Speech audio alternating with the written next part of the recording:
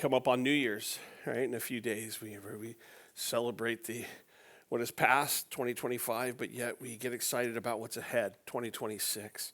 And it's interesting because sometimes I think what happens is we anticipate what's coming ahead with this wonder and awe, but yet with fear. And I started to ask myself, why is that? Why is it that we seem to be afraid of the future? We look back and we can celebrate the past, but yet we know we have to move forward in the future, but for some reason we give the future so much power in us to create a fear. And today we come to Psalm chapter 46, and I really believe it's timely for us as a church. Because for me, I find that when I look forward in fear, it's usually because of my spiritual amnesia. And what I mean is this, I forget who I am. But more importantly, I forget who God is. And as I was reading Psalm 46 and just contemplating it, I realized that the context of this passage, for those who were exiles, they looked back and they were faced with their failures. They were faced with probably a bad year.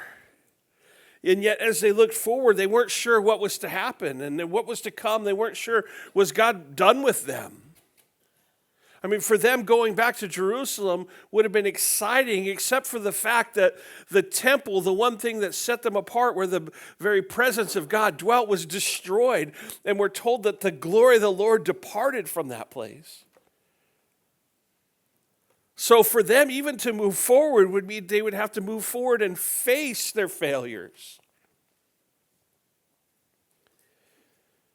And sometimes I think we don't like that. And so I want to take some time and step back today. And I think the passage kind of breaks it down for us to give us space to slow down, to stop, and to pause and remember what we need to. You see, what we need to remember is we are who we are because God is who He is. And what we're going to see is how this applies to us as a church. As Christians, as followers of Christ, as a family, we are who we are because God is who He is. And so let's pray, and we'll get right into Psalm 46. So Jesus, we thank You so much for this opportunity to open Your word, to allow You to speak to us. And God, I pray that we wouldn't read through it so quickly as just to get the knowledge about what it means, but that as we slowly walk through this passage, I pray that You would use it to remind us who You are and what You're doing and what never changes. Because the reality is, God, our circumstances, they change. What we face day in and day out may change, but You stay the same. You were the same yesterday, today, and forever.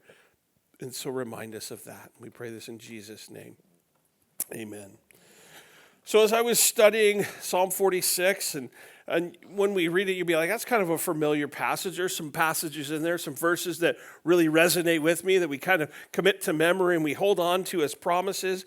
But when you do your research and you start looking, you'll see that many scholars say that this is a prophetic psalm.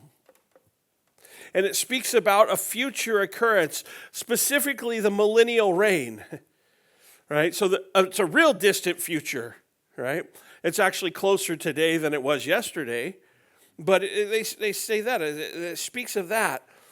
And yet they go on to explain, as is true with all prophecy, it has kind of a local fulfillment and also a future one. So this psalm would have had a local fulfillment where it came to pass during the time that it was written, but also give us hope for this future. Now, the historical background, they say, is probably when God delivered Jerusalem for the Assyrians in the time of King Hezekiah. You could read 2 Kings 18 and 19 to get familiar with that. The future one, like I said, would have been that of the millennial reign. And I have to admit this, there's many people out there that are a lot smarter than I am. And when you read what they're saying, you're like, yep, they're definitely smarter than he is. And it makes sense. But here's my concern. And you're like, well, you just admitted you're not smart as them, so why does your concern matter? Because I'm here today. That's why it matters. And here's my concern. If it was simply a passage that was fulfilled in the day of Hezekiah, and then yet won't be filled again until the millennial reign, but yet we know that the book of Psalms was compiled at the time that Israel was in exile in Babylon, and it was compiled to give them hope, but yet we can only look back and see what happened and ahead of what was going to come. What hope does it give us in the presence? And if we leave it to those bookends, I believe that we are going to miss something. You see, I believe that God has us here for a reason today, and that is to remind us who we are because of who He is. Not who we will be one day or who He will be on that day. But who is God today? And I started reflecting on this past year for us as a church. And let's just be honest, it was kind of an amazing year. A lot of cool things happened. Like many churches, we've seen growth. Churches all around the nation have grown. God's doing something. That's what it reminds me of. People have been baptized, meaning they've given their life to Christ. Lives have been changed and transformed. We've seen that in our midst. We've built relationships. And even some of the events that we've done, they've been epic. We had a mechanical bull in the middle of the sanctuary. That might be the highlight of my year right there. And I rode that bull for all of 6 seconds. And it was just barely moving. It took me more time to get on the bull than I spent on top of the bull. I'll just tell you that. But man, it was a great event. It was a great day. A lot of things happened. We look back and we can celebrate these great moments. But that being said, there's a sense where I felt like we've been more distracted than ever. And I don't want to make that sound like we were distracted by bad things. You see, sometimes distractions could come, but they could come with and through good things. You see, also this year, we've been forced to have to purchase this building. And I'm just going to tell you, for a pastor, that's a distraction. Why? I've never bought a church before. You know what I don't want to mess up? That. I don't want to mess it up. I'm so terrified about messing that up. But yet, sometimes we get so distracted by good things. You see, what I realize is that even good things can become distracting things. And God brings us to Psalm 46 to allow us to reflect on God's faithfulness, to be honest and ask tough questions. He brings us here so that we can pause and we can recalibrate as He reminds us who we are because of who He is. It's interesting because the personal pronouns in chapter 46, they're then the plural form. It's our, we, and us. I think it's fascinating. This was a song meant for communal singing. It was meant for us to sing together and worship. This psalm is going to emphasize the presence of the Lord with His people and the difference that it makes when we trust Him, when we allow Him to change lives, especially ours, when life seems to change. because life does that. Sometimes, if we're honest, what we'll have to say is this: life just is difficult, and there's no getting around it. You know, it's weird. Grief hits you at weird times, doesn't it? Many of you know that my grandmother passed away in February 28th. So this is our first Christmas without her. It hit me on Friday of all times when we were going to get ice cream. Like, that should be a happy moment. I'm a big guy. I'm going to go get ice cream. That should be a happy place. I couldn't even get out of the car. I was crying like a baby. It just hit me. Sometimes life is difficult. We're going to see the phrase Selah in this passage, and it really kind of gives us the natural outline for the chapter, forcing us to stop and pause and reflect. And so today what we're going to reflect is how God has us pausing to remember we are who we are because he is who he is. And so in the first 3 verses we read this. It says, to the chief musician, a psalm of the sons of Korah, a song for Alamoth. God is our refuge and strength, the very present help in trouble. Therefore, we will not fear, even though the earth be removed, and though the mountains be carried into the midst of the sea, through its waters, or though its waters roar and it's troubled, through the mountains shake with its swelling. Selah. So, my thought here is this. We are, speaking of the church, we are a refuge. Why? Because God is our refuge. We can be a refuge to our community. Why? Because God is our refuge. And as we consider these words, I want us to pause and ask, how might this have sounded to the exiles in Babylon when they heard this? That they could have found hope and strength because God was their refuge. The place where they would have gone when they were in Jerusalem to be a place of refuge was gone. But yet this word came to them as exiles in a foreign land. And God said, you can still have refuge because I am your refuge. In verse 3, there's that word trouble. And the literal translation of that word means this. It means to be in a tight spot. Ever been there? Somebody say, I'm in between a rock and a hard place. That's kind of a tight spot. Some of us, when we put our jeans on this morning, you were in a tight spot. So you had to pull out your stretchy pants. It's okay. Like, we've been in those places. But yet we come here, and it's a reminder that God is our help whenever we feel like things are caving in, when the world is crashing in around us. But I want to do something, and probably because I'm a product of the 90s. And growing up in youth group in the 90s, there was this thing that every youth group played, and it was these videos telling you that the music you listen to, especially those albums, and some of you have no idea what an album is, but it was a circular thing that you played on a record player that had a needle, and it spun in a circle, and it played music. You didn't have one of these that you could stream music.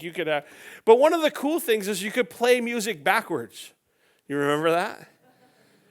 Well, do you remember in the 90s, the big thing was that backwards masking, how kids were being brainwashed because the music that was played, if you played it backwards, it was like, you love Satan, and Twinkies, and, and whatever. And so every kid in youth group, what did they do? They'd go take their mom's album or their dad's album, and they'd take it to the record player, they put it on there, and they'd begin to play it backwards and make it, try to figure out what it was saying. And anyway, I say all that because what I would like to do is I would like to read this passage backwards. Now, not literally backwards. I tried doing that, like, how do you say swelling backwards? Going, squish. Like, you're like, what's he saying? God's a fish? No, like, I don't know. But what I mean is I want to read the verses backwards because I believe it brings some great context. And in doing so, it's going to focus and make us focus and slow down and say, okay, God, what are you really saying? So let's listen to it as I read it, verses 3 to 1. And then we'll say, Happy New Year. No, I'm just kidding. But let's read it backwards. Though its waters roar and be troubled, though the mountains shake with its swelling, therefore we will not fear, even though the earth be removed and though the mountains be carried into the midst of the sea. God is our refuge and strength, a very present help in trouble. Man, doesn't that make so much sense? And I love it because what we see is that God doesn't ever take the hardships in life that we face and just say, well, just deal with it. Just suck it up. You're going to be fine. That's what we tell our kids, right? But God never says that to us. No, here he wants us to stop. He says, Selah, stop, pause, reflect. And look, and what you will see is that even though the waters roar, even though you may be trapped in and in trouble, even though the earth may be shaking and the mountains falling in all around you, God is our refuge. Not he will become your refuge. He is your refuge when? In times of trouble. Not only that, but what does it tell us about him being a refuge? We're told this, a very present help in trouble. God is present in our times of trouble and our times of distress. Refuge in verse 1 means a shelter, a rock of refuge. It's going to come up again in verse 7 and 11, and it means a stronghold and a high tower or a fortress. It's interesting to me because both declare that God is a dependable refuge. God can be depended upon. We got that saying, you could take it to the bank. God's presence you could take to the bank. The fact that he's a refuge and our strength, you could take that to the bank. You can hold on to that as true. It reveals to us that even when everything around us may be falling apart, he's there to protect us. Notice he didn't say that he was there to pamper us. No, he's there to protect us. He's there to shelter us. He's there to strengthen us. Why? That we would walk by faith. We all talk about walking by faith until we actually have to do it, huh? Then we complain about it. Like, I really don't. God, can't you make it easier? No, can't. Israel was in a tight spot. They were in a corner. They were unable to get out. What's interesting, and one of the things that we can learn from Israel, is that oftentimes their leaders in times of crisis, what did they do? They turned to Egypt. Egypt's a picture of the world to us. They turned to Egypt for help. You can read about that in Isaiah chapter 30. They turned to Egypt when they should have been turning to the Lord and trusting him. And you're like, man, I can't believe those Israelites. Well, what about you? How often do you turn to the world for comfort and refuge and strength to make sense of your problems, to strengthen you during your time of faith or your faith crisis or when you're having to walk by faith? Why do we do that? I think we do it because we forget who God is. We forgot that God is our refuge, not will be, but is. We forget that he is very present, a very present help when in our time of need, and therefore we don't have to be afraid. Yet when we're afraid, what do we run to? We tend to run to what we're comfortable with, don't we? So what does that look like? Twinkies? Ho-Hos? That's mine. Comfort food, right? They talk to me in the grocery store. They do. They call me by name. Just eat one. You can't eat just one. One box, maybe, but not one Twinkie. I did something about a week and a half ago, and it might become one of the best decisions I've made in my entire life. I deleted all my social media. It's gone. Can't get it back. And you want to know what's happened? I find I have less things to be afraid of. I really do. It's crazy. I get less junk email. Less things to be afraid of, less distractions. And it's not because there's less going on. The same amount of stuff's just going on. It just doesn't pop up all over. And I find myself reading more. Whoa. It's an interesting concept. I find myself worrying less. Why? Because that outward stuff isn't bombarding me. I'm spending less time worrying about how to respond to what's going on, and then finding myself with more time in the presence of the Lord, who is my refuge. Started thinking about this. We came to Angels Camp 17 years ago in obedience. 17 years ago, that's a long time. We came here to be a place that would proclaim Jesus as our refuge, as a place of refuge, a place where people who found themselves in trouble, backed into a corner or in a tight place, where they could come and they could have a place where God's people weren't afraid of their situation, weren't afraid of their failures, but were willing and committed to make a place where they could come and meet Jesus as their refuge. That we would be a group of people that were willing to walk with them as Jesus was walking with them to strengthen them and watch as God worked in their life. Remember how I told you we get easily distracted? You see, yes, to be a refuge, there has to be a building. But the building isn't who we are. You guys are what make refuge a refuge. And I just wonder, have we forgotten that? Let's pause, let's step back and remember, we are who we are. We are a place of refuge. Why? Because the Lord Jesus Christ is our refuge.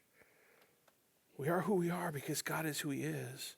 And circumstances may change, but God's presence never does, no matter how tight of a corner we feel we're in. And as we move into 2026, I want you to remember this. People still need Jesus to be their refuge.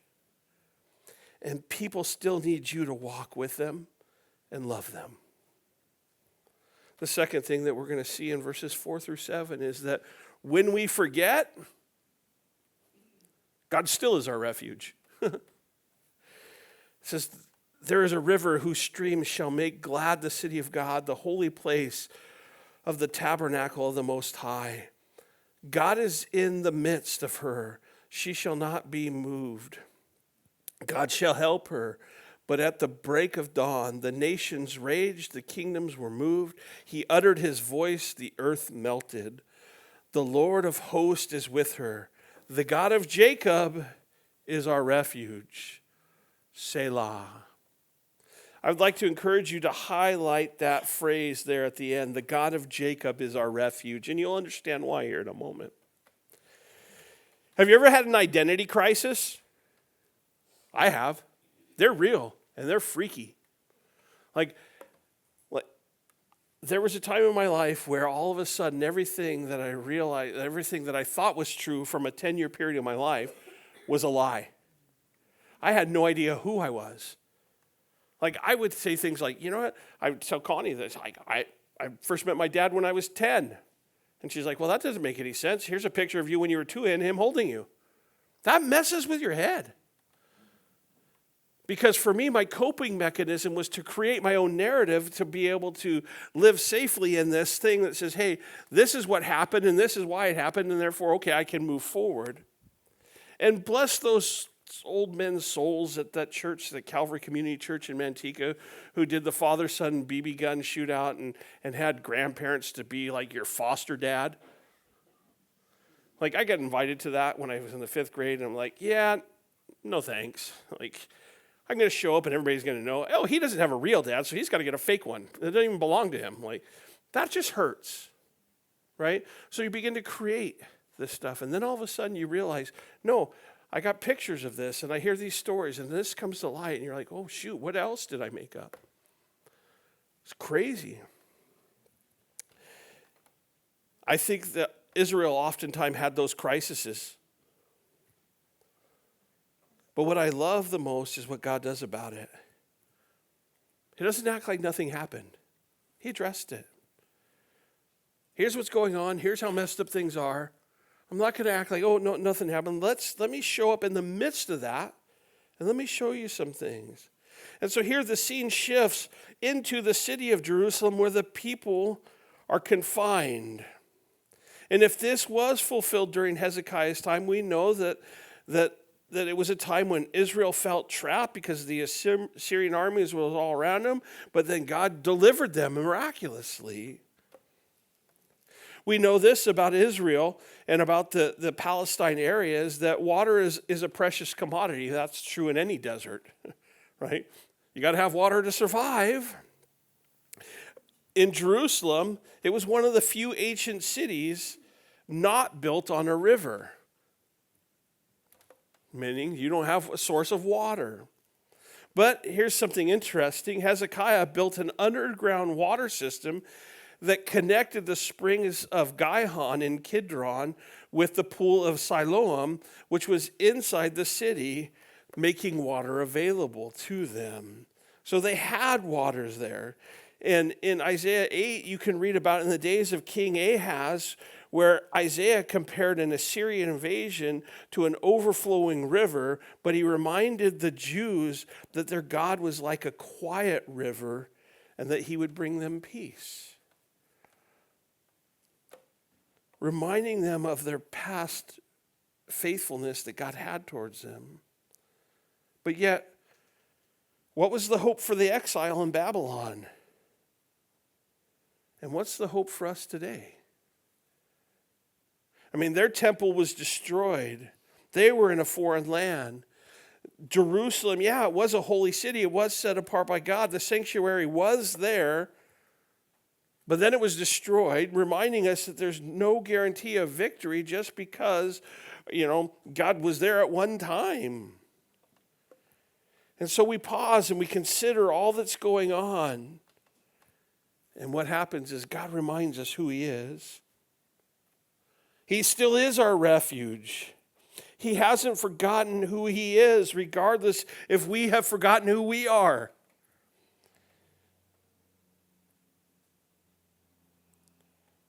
When we're at our worst, what do we see? That he's still in our midst. He's still willing to help. He's not moved, even when everything is shaken.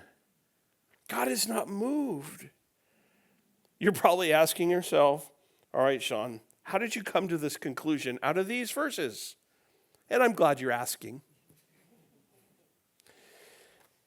This is where that last phrase plays. You see, the last thing said before we are told to pause is the Lord of hosts is with us. The God of Jacob is our refuge. Number one, God is the Lord of hosts, which means he's the Lord of the armies of heaven and earth. He's leading the army. You know that the first time that is mentioned in the scripture was when Hannah prayed asking God to give her a son in 1 Samuel 1. Thought that's interesting. The commander of the armies of the Lord is always with us. We're reminded about that in Joshua chapter 5. And then in Matthew and Isaiah, we're reminded that Jesus is our Emmanuel, the God who is with us. And here we're told that he is the God of Jacob. And what I find so fascinating about that is if you remember Jacob's life story, what we know is this: Jacob wrestled with God. He wrestled and he wrestled and he wrestled, and God finally just kind of touched his hip and, messed him up, gave him a limp for the rest of his life, something that would be with him forever. But it was at that moment that what God did was he changed his name from Jacob, which meant heel catcher, to Israel, which means somebody who was governed by God. And from that time forward, any time that the Bible makes reference to Jacob, it's in reference to when Jacob was acting in the flesh and forgetting who he was. That God had taken him from Jacob and made him Israel. You see, we are a refuge, not only for those who are trapped and stuck in a corner, but we're this place where those who are in the middle of an identity crisis, who have walked away from who they are, those who were once a heel catcher, who God says, no, now you're governed by me, but yet live in this heel catching lifestyle. We're a place where they can come back. A place where we join the Lord of hosts and fight for those who seem to be losing their battle. That's what it means to be a refuge. A place that no matter what the circumstances are, we may drink at that river that flows where? From the presence of the God of Jacob. You see, Jesus is where our joy and blessing, peace and strength are found. Why? Because he is the God of Jacob, and he is our refuge. And I'm so grateful for that. That God is my refuge even when I'm at my worst. And then finally, in verses 8 through 11, we're going to see that we need to be a place where we can be still and know. In verse 8, come, behold the works of the Lord, who has made desolation in the earth. He makes wars cease to the end of the earth. He breaks the bow and cuts the spear in two. He burns the chariots in the fire. Be still and know that I am God. I will be exalted among the nations. I will be exalted in the earth. The Lord of hosts is with us. The God of Jacob is our refuge. So the writer invites us to come and to behold the works of the Lord, right? It's kind of what we did at the beginning. We step back and we look back at 2025. We celebrate the great things that God has done, but yet we now need to look forward. And what do we look forward to? We look forward to see what God's going to continue to do, how he's going to continue to bring victories to the people around us. He invites us to look back, but also to look ahead. Now think for a moment again, how would that have sounded to the exiles? Who were wondering, well, God, I spent too much in my Jacob days that I'm not sure there's many more Israel days ahead of me. What are those days going to look like, God? How are you going to come and overcome that? How are you going to clean up the mess that I made? Like, I believe, God, you can clean up everybody else's mess, and this is where I lived for so many years. I believe that the grace of God that I preach would work for you, but it wouldn't work for me. And I'm getting to this place where I realize that it's the grace of God that can really transform all of our lives. How does it sound to you today? It should sound like hope. Why? Because what we see is that the Lord defeated and disarmed his enemies. He destroyed their weapons, and they could attack no more. Here's the crazy thing in my life. I remember the day that Jerry Springer died. And that, to me, I woke up that morning, I heard that, and this is going to sound really bad. I rejoiced. Not in Jerry Springer's death. Here's why I rejoiced. My brothers and I, for years, we'd get together and try to make sense of our lives. And we always said this: our life is better than a Jerry Springer episode. And we would say things like, Jerry Springer holds nothing against our family. And when Jerry Springer died, it's like God told me this: Shawn, there's not going to be another chapter written. And I rejoiced not in the fact that this man died, but that God was doing something and redeeming the past. And he was moving forward in a future, giving us hope. Why did God do this? Why did he destroy the weapons? I believe it was so that we could change our posture. And what I mean is this: if you've ever seen a vicious dog, and I will say this, the most vicious dog in the world is a Chihuahua. You don't believe me? Look at my ear. My mom had a Chihuahua. That thing didn't like me. It bit my ear and shredded it. And I'm like, that stupid dog. Chihuahua. And guess what we have? We have a Chihuahua. It was my mom's dog that we inherited. I'm like, man, that's haunting me with that dumb dog. But Charlie's a trip. Charlie loves me. I got a picture of Charlie on a Harley. AI created it for me. But I started thinking about this, so I Googled this morning. Most vicious dog without teeth. You know what showed up? A Chihuahua with its tongue through the end of the line. And I just laughed. And I realized that without teeth, they can't keep their tongue in. A dog without teeth, even the most vicious Chihuahua in the world, is just a dog with its tongue out. And it looks ridiculous. But God has given us that as a picture to know this, that he's still working, that we don't have to be afraid. And yet, what does he say in verse 10? He says, be still and know that I am God. So we break it, the first few verses, it said Selah. The next one, it said Selah. Now he said, be still. Why would he have to tell us that? Think about it. We live in such a fast-paced world where we're going here and there quickly.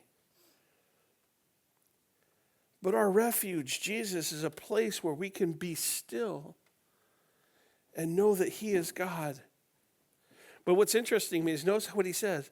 Be still and know that I am God. Now, for the Jew, they would have read that and they would be like, hey, that sounds familiar. I think God referred to himself as the great I am somewhere to someone who may have had some significance in our history. Maybe. He did. He shows up, and I am the great I am. Notice he didn't say I'm the great maybe. Yet, why is it that that's what we think of God? God, you're the great maybe. Here's what's interesting. To be still literally means this: to take your hands off and relax. Take your hands off and relax. We like to be hands-on, don't we? We like to be the one controlling our own lives or managing our destiny. But when was the last time you asked yourself, how is that really going? Our car has this thing where it'll kind of drive for you, but you still have to have your hands on the wheel. It's kind of a fascinating thing, but I always try to trick it and keep my hands off and see how long it'll go without me having my hands on the wheel. My wife's like, put your hands on the wheel, But here's what I found. It's got this lane assist. And as long as the lane assist is on, I don't cross the line. But when I get distracted and I got my hands on the wheel and I'm trying to control through this distraction, I get that, right? You know what I'm talking about because you do the same thing. What do we get distracted with? Well, there's all kinds of things. We carry them in our pockets and put them on our dashboard. And man, God's the great I am. He says literally, take your hands off, relax. Even when you want to be hands-on. The Lord calls himself the God of Jacob again, reminding us how often Jacob got in trouble because he had to have his hands on the circumstances and tried to play God. And I can relate. There's a time that we need to obey God and to act, but until then, we better take our hands off and allow him to work in our lives until he tells us what to do, what to touch. And here's the thing that I'm finding. If our hands are holding on to his promises, we won't be able to meddle in what he's doing. If I'm holding on to his promises, if I'm holding on to him, I won't be able to meddle. Sometimes God allows us into tight places. That's what I'm recognizing. Why? So that our faith will grow and he will be exalted. You see, regardless of what's going on around us, we are a refuge. Why? Because God is still the great I am. He never changes. And we need to be a place where people can come and be still and know and come to know the great I am. And so in 2026, we're committed to being a refuge. Why? Because people still need Jesus to be their refuge. Though they may sometimes forget who they are and get caught up trying to fix their problems, we're committed to being a place where those who need a place to be still and know that God is there can come, and that the God of Jacob can be their great I am. And so I just want to leave you guys with this. As we look back and see God's faithfulness, as we look ahead with anticipation, let's not lose hope and lose sight of who we are. Know this, we are a refuge because Jesus is our refuge. Let's make him famous in 2026.